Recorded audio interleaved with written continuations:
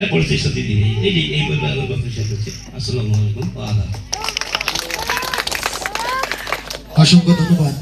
এ পর্যায়ে আপনাদের সামনে বক্তব্য রাখবেন 10 নং মোহনপুর ইউনিয়ন বিএনপির সম্মানিত সহসভাপতি ও 6 নং ওয়ার্ড বিএনপির সম্মানিত সভাপতি জনাব মোহাম্মদ আব্দুর রশিদ চাচা।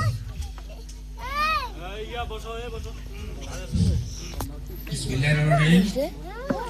আজকের এই সভাপাড়ার উঠন বৈঠকের সম্মানিত সভাপতি, আজকের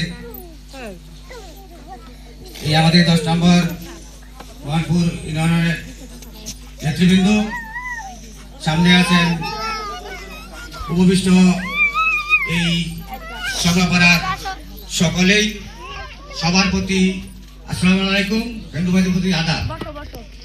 আসলে আজকে এই যে আমরা উঠোন বৈঠক করতেছি, এটা সামনে একটা নির্বাচন, সেই সুবাদে নির্বাচনে একটা প্রতিক্রিয়া, এই বিষয়টা জানার জন্য কিভাবে আপনারা নির্বাচনে যাবেন, কিভাবে ভোট দিবেন, সেই বিষয়গুলো নিয়ে আলোচনা। আজকে আসলে আমি একটি কথা না বলি না, আমার কাছে এই প্রশ্নগুলো অনেক সময় আসে।